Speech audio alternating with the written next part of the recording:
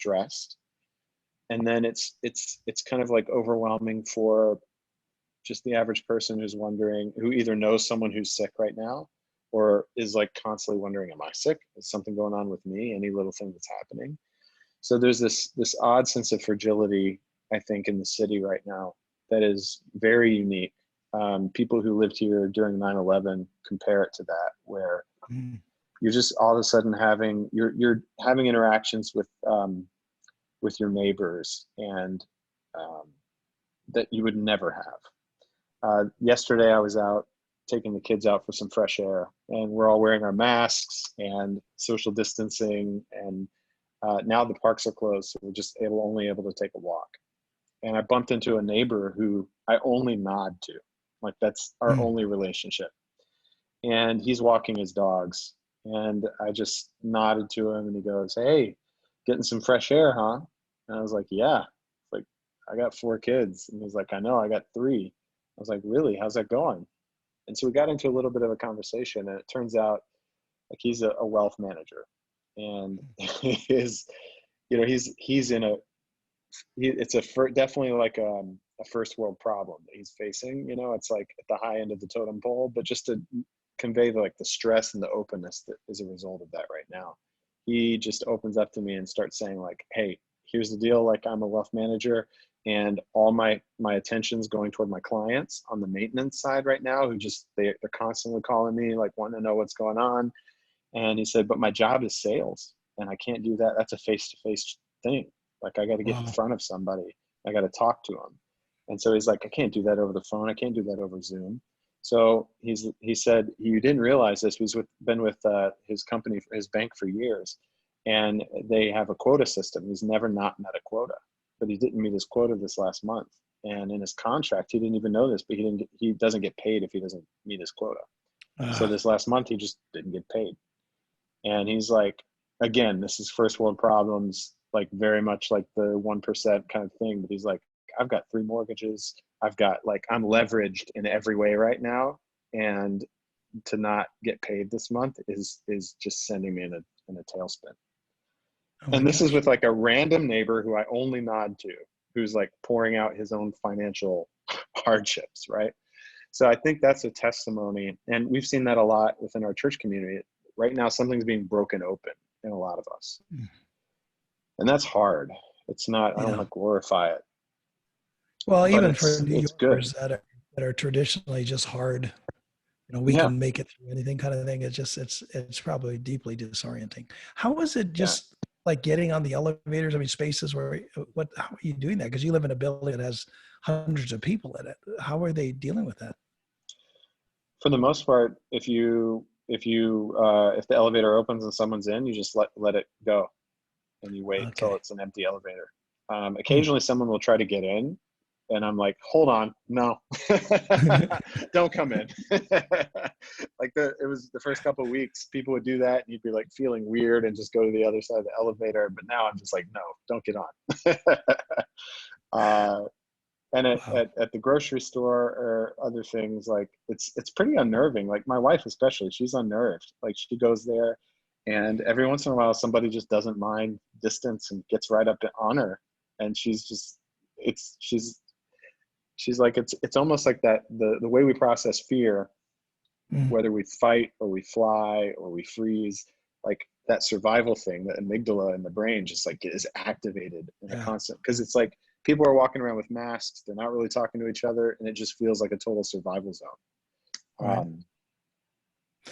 Well, talk a little bit about some of the things that you just are processing. What did you wanted to share with us tonight? I mean, obviously, most of us that are out here, we don't know what level of experience we'll have, how it'll model like New York, or if what we've learned from New York will have effect in terms of mitigating.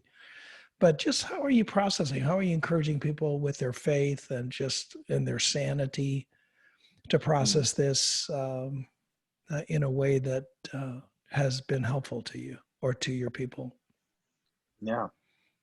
Well, I'll start with me and then talk about what I think may be helpful as like a faith leader. So my wife has been doing therapy for a little while. And right when this happened, I'd been talking to a number of therapists, and right when this happened, I was like, the first day of being quarantined with my family, everybody on top of each other, my nerves were raw, and I was definitely not the best version of myself.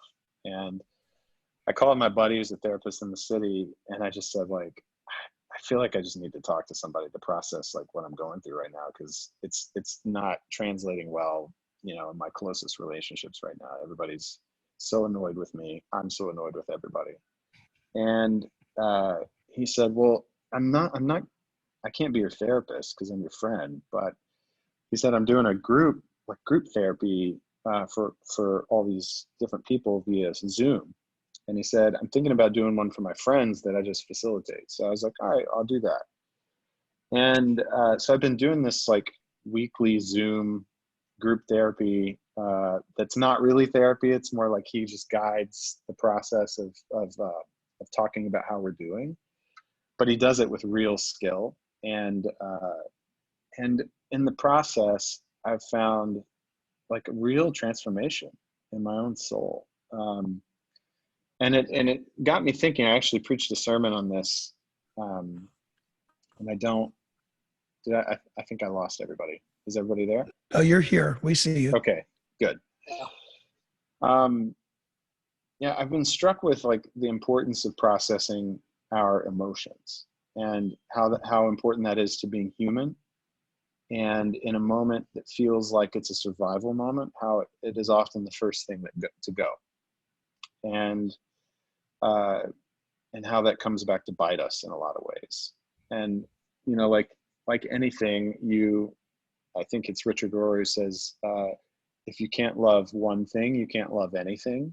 And so he often encourages us to like focus on one relationship or one object and consider it, right? And engage it. And then there's something about like going through the exercise of engaging contemplatively a relationship or an object or an event in our life that opens us up and expands us to be able to love everything and all people. So I've just started trying to like process how I feel about like one thing, one event, one person at a time. And it's been amazing to see just the way that my general disposition has changed. And I've been really grateful for that. So I've been looking to and thinking a lot about Jesus and a lot about how Jesus experiences emotion and shows emotion and models it.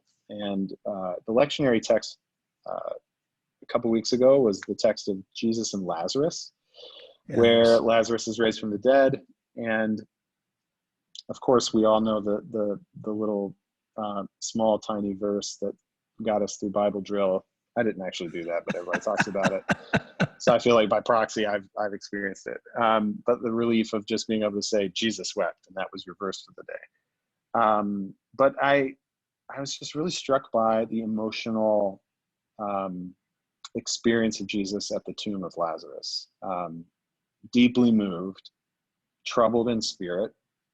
Some say very angry. Some say he obviously wept, so he was sad. There's a lot going on, and Jesus lays his emotions bare, experiences them, gets through to the other side of it. And it's one of the more raw portrayals of Jesus and emotion. And one of the things I'm learning right now is there's a particular therapy called AEDP therapy. That is the process is the idea that emotions go up and down, right? They have a peak and then they come down, and they sort of run their course. And if you don't experience an emotion to the peak and then back down, your body still carries it. So the only way to sort of release it in your body, to like release that tension and to be whole, is to allow the emotion to go to its peak and then to come through to the other side. And most of us, for a lot of different reasons, don't do that. So what does that look like practically, Miguel? I mean, so in a moment of quiet breathing, try to just ride with that? Is that what you're suggesting? Yeah, I mean, so it's where it's being prompted for me is in these like conversations with other people, guided by this therapist. But it truly is something that you can do by yourself or with others. I think the skill is noticing when you feel something and letting Mm, it, and then chasing that down. So mm, um, I was talking about how I was doing, and it started in one area, and then it kind of started going to another area, and it was just mostly around like, it started around one little symptom of me feeling like I was arguing a lot with my wife, and then it somehow got to like I was giving some context, and then there was this little window that opened up where I realized in a sort of meta way something that I've been like, something I'm actually devastated about, that I mm. haven't really brought to full expression. Articulated. Mm. Yeah. And I got Wow. choked up, and our guide was just like, Michael, I see right now that you're feeling something right now.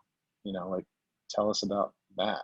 And it's just, I mean, it sounds so cheesy and simple, but I just started talking about like how I was feeling and what I was experiencing. And yeah, and out of nowhere, I just like started weeping. And Mm. then it heard like the affirmation and and the kindness and the love of these other people in my group, and my friend who's a therapist. And after it ended, he encouraged me just to like sit with that and write and journal. And I did. And then later, like debriefed that with my wife. And um, yeah, and it was just like a really healing, cathartic moment Yeah. that I don't Yeah. think would have happened were I not like open to that, open to guidance and all the rest. But the basic Do thing I you wanted to think, go ahead. go Yeah. ahead. No, go ahead. I was going to say the basic thing I wanted to convey, the process that we're working through is a thing called the change triangle.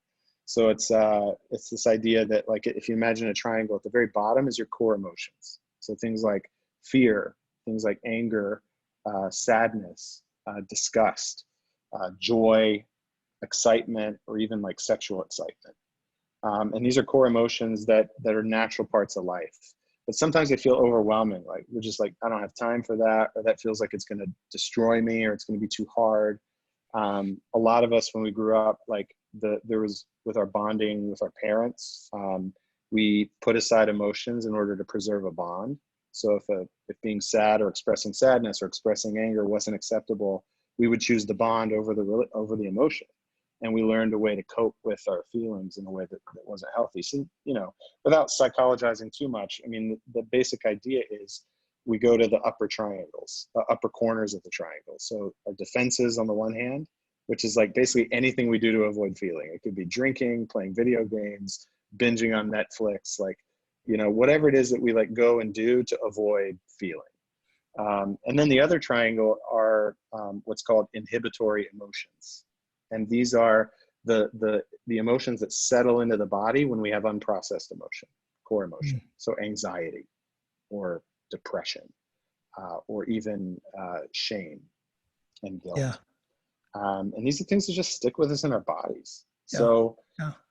I mean, I felt like even my body just released in the last like 2 weeks, and a joy, and it's just simple. It's just, I wept like Jesus wept, That's I awesome. met the moment, and faced reality and felt my feelings and let the wave come over me. And on the other side, I felt, they call it in this theory, like the true self. So when you're Well, calm, what it yeah. makes me ask, and while I ask it, I'll drown my sorrows in my glass of whiskey.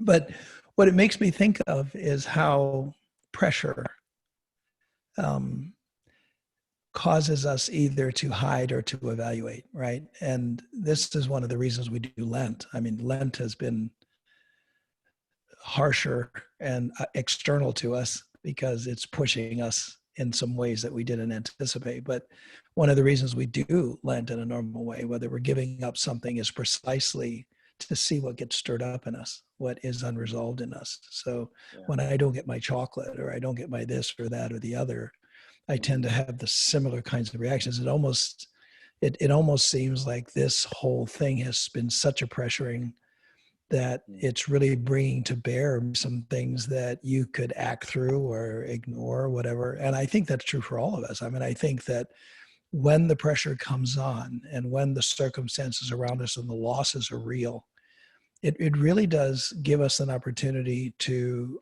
from a religious perspective, to say, search me, oh God, and see if there are hurtful ways in me, right? And I love how you're putting, and I hope all of us are getting that, the physicality of this. I mean, one of the things that's so interesting about Christians and about Americans is that we're so out of touch with our bodies. But what ends up happening is these feelings, these things either show up as anxiety, show up as I can't sleep, or show up in ways that I want to find escape routes or whatever. And to stop and to try to face that, it's a beautiful thing. Well, I think the last thing I wanted to say was just this idea of like the open-hearted state. You know, Jesus, especially in Holy Week, you don't go to Jerusalem, you don't confront the leaders the way you do, you don't, you know, drive the money changers out of the temple, you don't speak the truth to Pilate, you don't go to your own death knowingly and willingly without a sense of an open heart and soberly looking at reality and saying, I embrace this. I'm not running from this. I'm not hiding. I'm embracing this, right?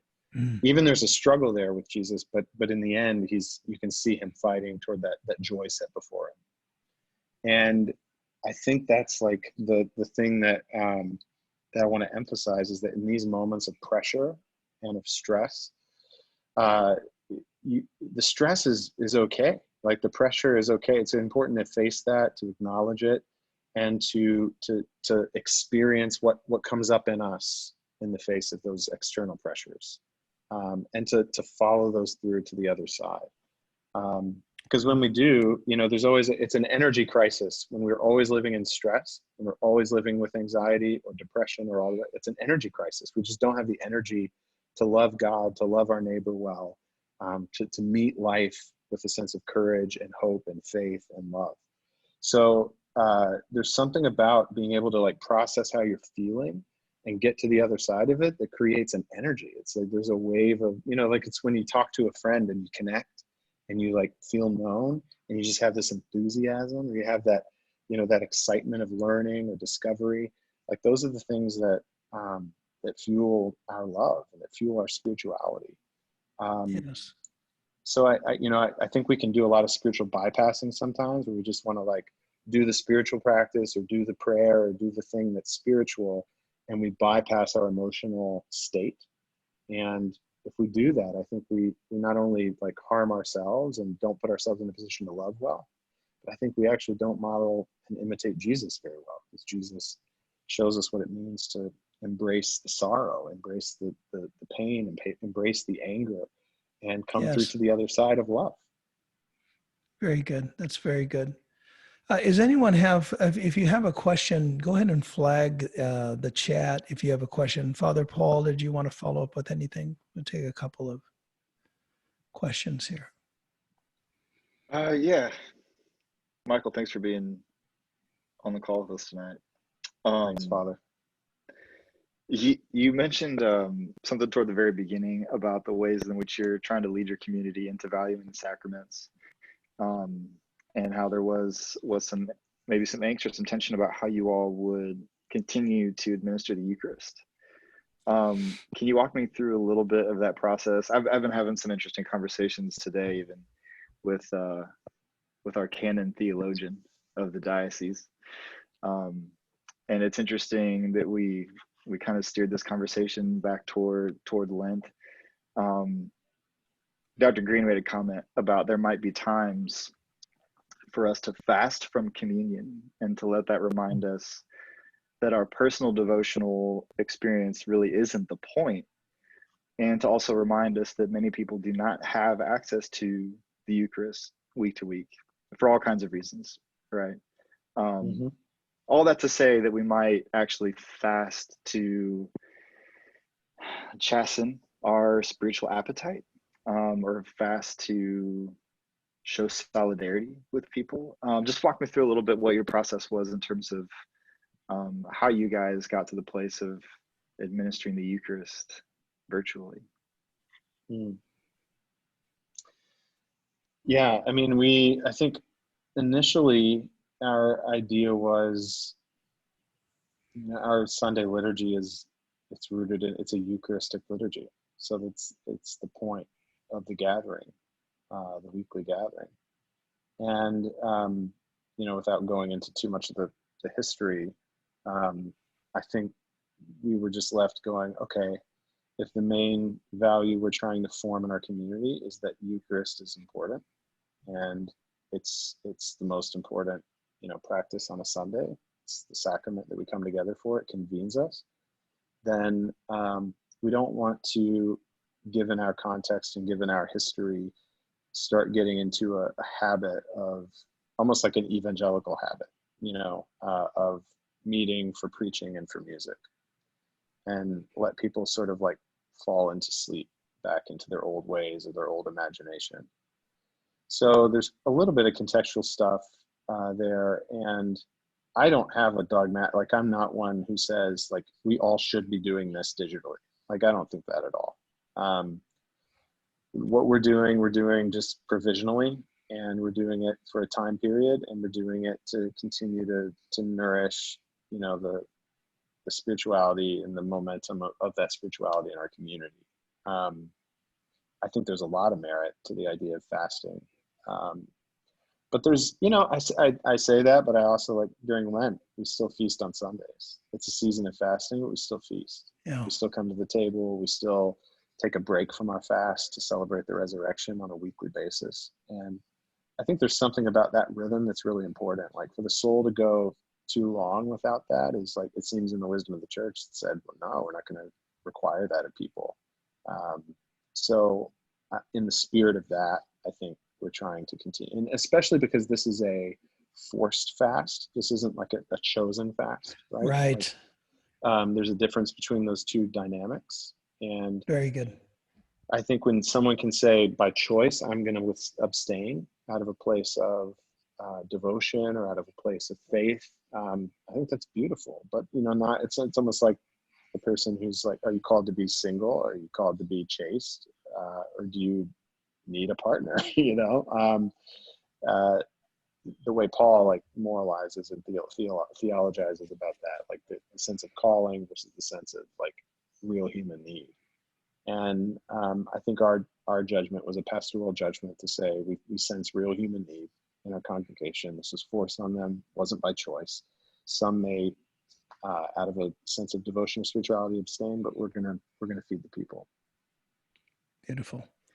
Well, guys, I wish we had more time. We're out of time. I would like to thank you, Michael. It's always a delight to see you, and our prayers are with you. And I know that there's a lot more nuance and sort of things that are going on there. And so just know that the whole country, certainly we in the diocese and just the people of Sanctuary and other churches that are involved here, just deeply love you guys and are aware of you guys. So thank you for being here. I wonder if I could get Father JP, if you would, I'm going to share on the screen this prayer that we've been praying in this context of the COVID problem. And I wonder if you could lead us in this prayer. Hold on one second. That's the wrong one. No, I'm sorry. Let me try this again. Hey, Michael, real quick, somebody did ask, what does AEDP stand for? That kind of therapy you were talking about. Yeah, it's accelerated, wait a minute, AEDP, accelerated emotional dynamic psychotherapy.